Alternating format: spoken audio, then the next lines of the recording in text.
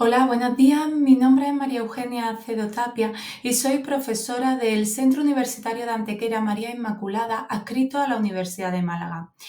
Hoy voy a presentar una comunicación que se titula Estudio de casos sobre el canon escolar en educación primaria en Andalucía. En primer lugar, hablaré un poco de la introducción, haré un poco de marco teórico para ubicarnos. A continuación, hablaremos de los objetivos de nuestro estudio, de la metodología, del análisis e informe de investigación, de las conclusiones y perspectivas. En primer lugar, pues hablar del canon en literatura infantil sigue siendo un debate interminable, como ya apuntaba García Padrino. Realmente, cada día se siguen publicando listados de selección de títulos supuestamente adecuados para despertar el interés lector en los niños, ya sea por parte de instituciones como la Fundación Sánchez Ruiz Pérez, el CEPLI, Gretel o EPLI, o por parte de investigadores, García Padrino, Selfa Sastre, Balza y Costa. Pero, ¿quién está detrás de estas selecciones? Está claro que las recomendaciones lectoras influyen mucho el profesorado, pero el presente estudio busca ir un poco más allá y deducir si dichas sugerencias vienen impulsadas por una editorial, una legislación, una ideología, entre otros. Hace ya unos años que Serrillo Torremocha en 2010 nos hablaba del canon oculto de lectura. ¿Existe verdaderamente? ¿Cuáles son las obras que actualmente se están recomendando a los niños de primaria? ¿Hay coincidencia en esas lecturas? ¿En qué criterios se basan los profesores para seleccionarlas? ¿Influye su perfil lector? Los estudios de Mendoza Fillola, de Amos Sánchez Fortún y Serrillo Torremocha nos acercan al concepto de canon escolar, diferenciándolo del canon literario principalmente por su variabilidad, respondiendo a las finalidades y necesidades específicas de formación. Se trata, por tanto, de un canon dinámico que no tiene una fijación perenne y que puede ser actualizable a diferencia del literario. El problema del canon escolar estaría cuando esta literatura se escolariza demasiado y se convierte en un pretexto para la actividad escolar reglada, despreciando de ese modo la relación de gratuidad que es obligatoria entre el lector y la obra literaria. En muchas ocasiones no se le deja al niño disfrutar de la lectura, sino que se utiliza siempre con un fin didáctico. Ahí está en muchos casos el fracaso de la creación de hábitos lectores, ¿no? Puesto que se confunde la obligatoriedad con la voluntariedad. Otro aspecto importante a destacar es que en muchas ocasiones esta literatura que se le ofrece a los niños no lo es tal. Hay libros juegos, pictogramas, libros objetos que pueden servir para hacer lectores, pero que no son literatura. Por eso la labor del docente es fundamental. El docente es, por tanto, el que en muchas ocasiones establece ese canon escolar, ¿no? Si el docente es el que determina una serie de obras, deberían incluirse dentro del conjunto de materiales literarios que se usan en el aula para el desarrollo de las habilidades lingüístico-literarias. En ese sentido, estamos de acuerdo con Mendoza y Fillola en la que debe abogarse por su reconocimiento didáctico y su inclusión, la inclusión de la LIC, de la literatura infantil y juvenil, en los programas oficiales. Tras observar la importancia del canon escolar, habría que reseñar que es igualmente importante renovar el canon. Los cánones siempre han estado muy vinculados a la época en la que se elaboraban. Si el canon es el que pauta el acceso a la educación literaria y se establece con criterios didácticos, dicho canon puede ser adaptado y actualizado, tal y como señala Mendoza Fillola. Por otra parte, Pozuelo y Bancos también reconoce que los valores estéticos son cambiantes, movedizos y fluctúan en periodos históricos. Por ello, es recomendable ir modificando el canon, o bien, como él reseña, no hay canon sino cánones diversos, sistemas que se complementan, sustituyen y suplantan. También Serrillo Torremocha insistió en este sentido de que los valores estéticos son cambiantes y de que toda selección es una elección que se hace en el contexto de un momento histórico. El problema de los cambios es que en numerosas ocasiones no se realizan por criterios estéticos o literarios, sino por razones ideológicas o pedagógicas, como vamos a ir señalando. Los criterios que tradicionalmente se han utilizado a la hora de seleccionar la obra han sido criterios pedagógicos, didácticos y formativos, además de criterios estéticos. En conclusión, Para evitar la instrumentalización y la manipulación de las lecturas literarias, estamos de acuerdo con que el canon escolar de lecturas que propone el profesor Serrillo Torremocha debe ser resultado de un amplio y detenido debate sobre cuáles son las obras literarias más apropiadas por su calidad literaria y significación histórica, por su adecuación al itinerario lector, por su empatía con el gusto de los lectores y por su capacidad para la formación de la lectura competente y la educación literaria de los mismos. Por otro lado, y respecto a si la legislación vigente influirá en la selección de títulos, la Junta de Andalucía, que tiene las competencias en educación, en su orden de 30 de mayo de 2023, por la que desarrolla el currículum correspondiente a la etapa de educación primaria, no recoge ninguna obra concreta recomendada ni obligada. Igualmente, hemos consultado también el Real Decreto 157/2022, por el que se establece a nivel nacional la ordenación y las enseñanzas mínimas de la educación primaria, y en él tampoco se recoge ninguna lectura ni se recomienda ningún título. En cuanto a los estudios previos sobre estos temas, no encontramos muchos estudios significativos, de ahí que hayamos establecido esta necesidad de investigar sobre este aspecto, ¿no? Pero destacaría el estudio de Romero en 2007, en el que él llega a tres conclusiones, que son: una, que hay que aceptar la existencia de un canon; dos, que dicho canon está determinado por la acción comercial de las editoriales; y en tercer lugar, habla de que es muy significativa la homogeneidad que se produce en cuanto a recomendaciones. Por su parte, hay otro estudio que nos interesa un poquito menos, pero que sí es verdad que Soto Vázquez, Cordero Aparicio y Jarais Cabanilla en 2019 hablan de que el 30% de nuestros alumnos leen porque los profesores le obligan a leer, mientras que el 70% en muchas ocasiones leen porque sus padres los fuerzan a leer. En concreto, nuestro estudio es un trabajo empírico en el que, a través de una encuesta realizada a 90 profesores de primaria en 16 centros escolares, pretendemos extraer algunas conclusiones sobre el canon escolar en la etapa de educación primaria. La investigación nace del intento de confirmar o desmentir el concepto que planteó Serrillo en 2010 sobre si se puede hablar de un canon escolar de lectura oculto, es decir, de que hubiera recomendaciones lectoras compartidas por muchos profesores del mismo nivel educativo o incluso prescripciones lectoras coincidentes entre dos o más centros.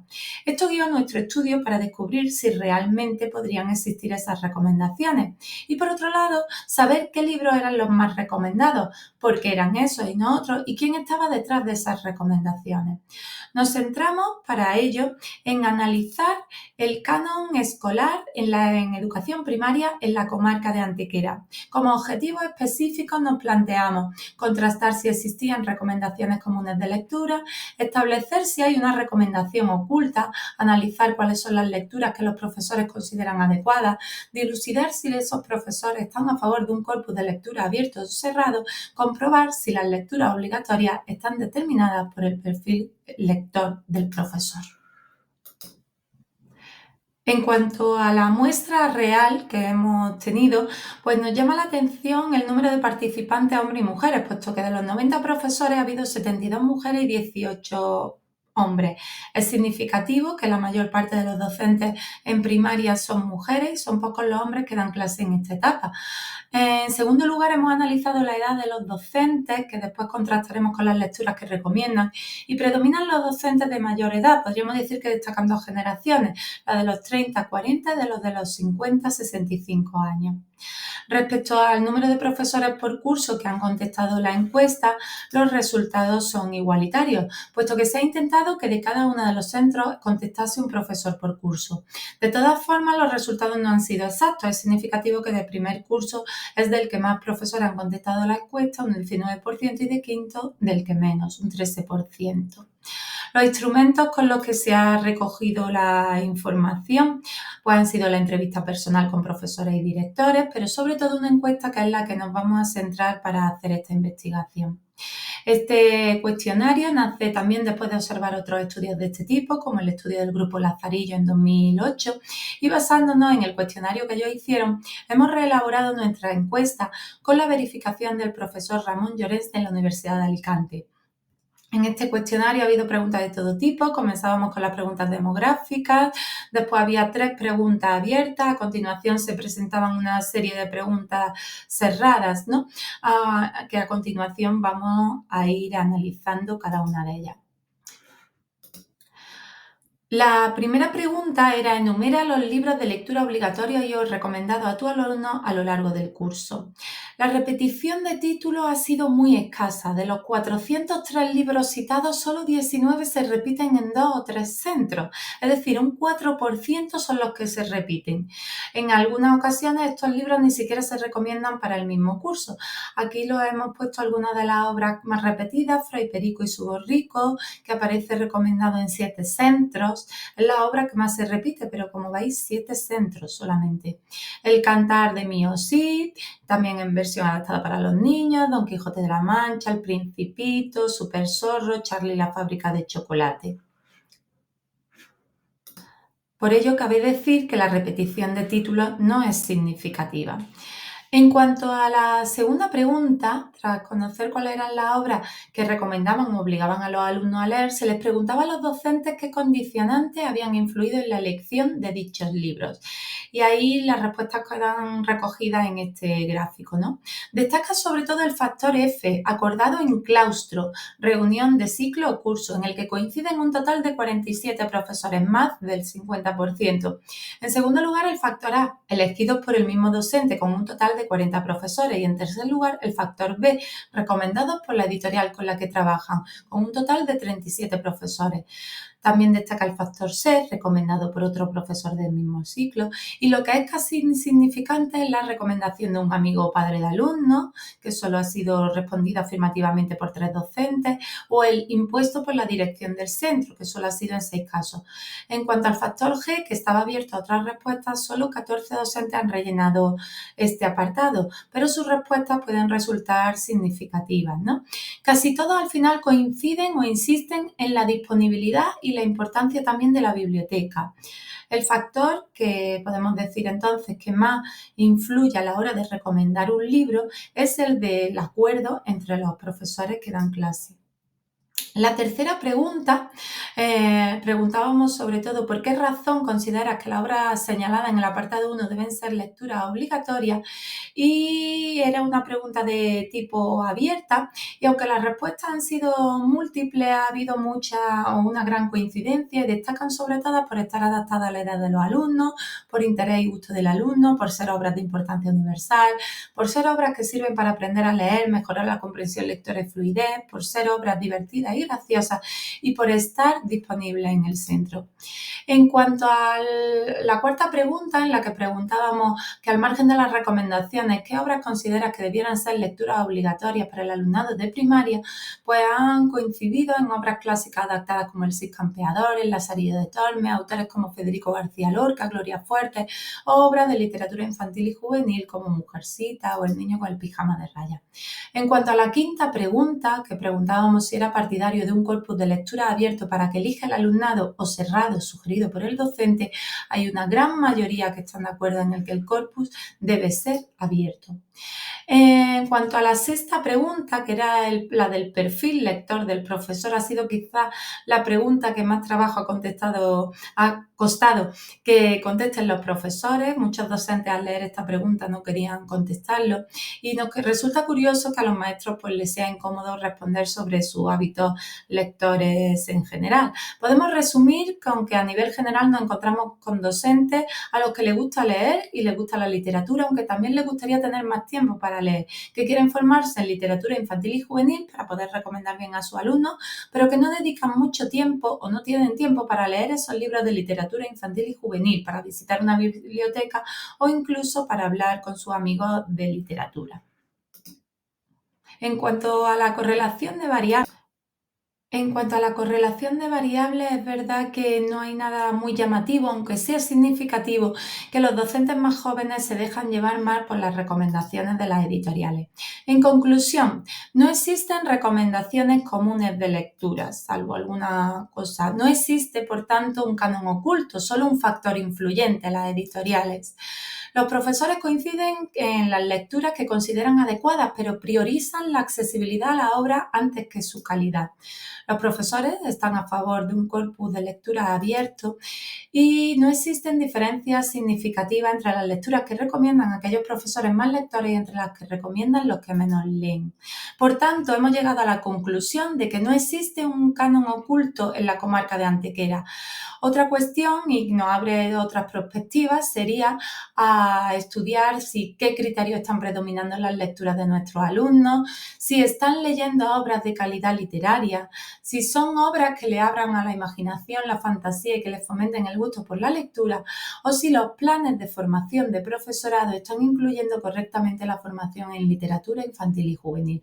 Todas estas preguntas las dejamos abiertas para seguirlas contestando en trabajos sucesivos, y lo que sí hemos llegado a la conclusión es de que, tal y como sospechaba el profesor Serrillo Torremocha, pues él pensaba que sí que existía, pero realmente, por lo menos en nuestro estudio, hemos demostrado que no existe realmente un canon oculto. Cada profesor recomienda pues según unos criterios diferentes que debería también hacernos reflexionar. Pues muchísimas gracias por su atención y esto ha sido todo.